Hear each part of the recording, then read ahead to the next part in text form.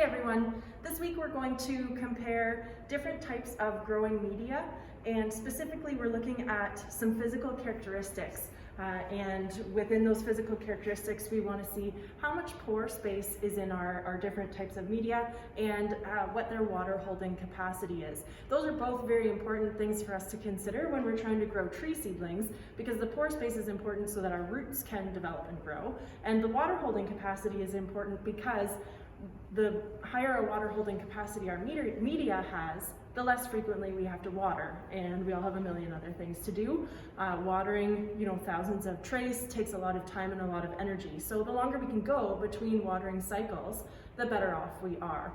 So we're going to look today at peat, sand, a sand-peat mix, and forestry mix. And we're going to be measuring some different data, and that will allow you to fill in the table, do your calculations, and complete the questions for this week's assignment. So the various things that we have to measure start with the volume of the pot. So we're just going to fill up a pot of water to the same level that our soil is filled and measure that so we have our total pot volume. Now we're using the same pot or the same style of pot for each of our mixes. So we're going to measure this once, and you can fill it in for the pot volume on all four fields of your table. So looking at how much we have in there, we have 450 mils of water. Okay, so you can fill that in for the pots. So the next thing we want to do is measure how much water we put into our media to completely saturate it. And really what we're doing here is measuring the pore space. That's really difficult to measure because we're trying to measure air, and there's no easy way to do that. We can't weigh it, we can't see it. So there's a couple of hacks for that, but the one that we're going with is to fill all the pore space with water, and we can measure the water. And then we theorize that whatever water we've put in, we can plug into a calculation, and that's our pore space. The critical thing to record here is how much water we're adding, because if we just wait until it's saturated, then we don't know, and we have no numbers to put in. So we're gonna start with peat, and we're starting with peat because it's a little bit slower to allow the water in. The sand and the sand, peat, and the forestry mix, even though we've got peat in the forestry, or the forestry mix and the sand peat mix, the other solids that are in there react better with water. Our peat is going to absorb the water or let the water adsorb to the particles, but it's going to resist a little bit. So we're just going to add 200 mils all at the same time. We've got that pre-measured, and let it sit for a while. And eventually the peat will look at the water and say, oh, okay, you're all right, I'll let you in, and they'll kind of blend together. But it's kind of like that maybe extroverted introvert that we all know, that it's going to take its time, and once it opens up, it'll open up completely. But much like we have to recognize the characteristics of our friends, we have to recognize the characteristics of our media, and we can't change them, so we just work with them.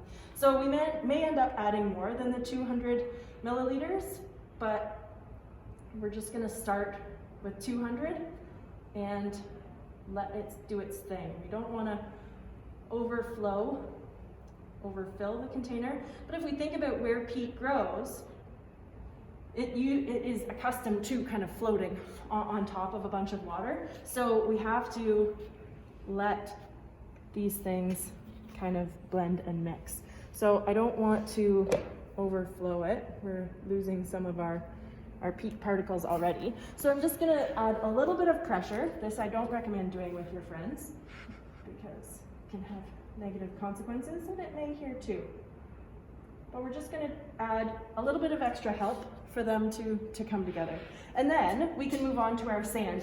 The sand is going to be much different, so we'll show you what it looks like to saturate it, and then we can do the sand and peat and the forestry mix. And really what we're doing here is we're just pouring water in 50 milliliter increments into the media, and we're filling all of the pore spaces with water. So all of this airspace in between the particles is going to get flooded or saturated.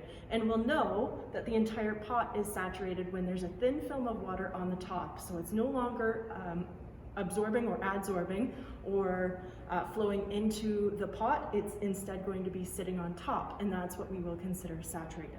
So I'm just going to make a note that we've started with 200 mils of water for the peat, and we'll go in 50 milliliter increments in the sand. And you'll be able to see a very, very different infiltration rate between the sand and the peat. These are the two most drastic opposites in soil media. So that's 50 milliliters, and we can see that all of the water has been absorbed into the pot, so we can keep going with our next 50 mils. We just want to do this slowly because all of a sudden it's going to be full and we don't want to overfill it. But we're just looking for the point where the water stops soaking in. Okay, so there's 100 milliliters. Moving on to our next 50.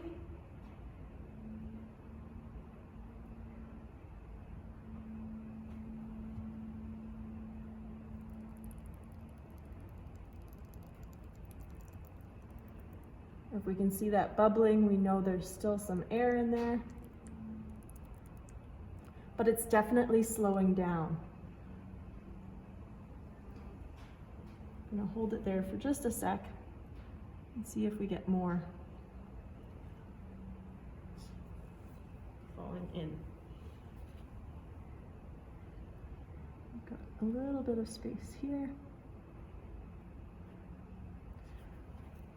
Okay, so now we can see a thin kind of pool on the top, and it has really stopped infiltrating into the sand. So we can consider this pot saturated. So our saturated volume for the sand, we've got 100 mils that has been emptied, and then we have 17 mils left in here. So if we do 50 minus 17, we get to 33, if I've done my math correctly. So 133 milliliters is the amount of water to saturate. So the saturation volume on your sheet for sand, okay? We're going to do the sand, peat, and the forestry mix, and we'll let you know the numbers to use to fill in your sheet for those.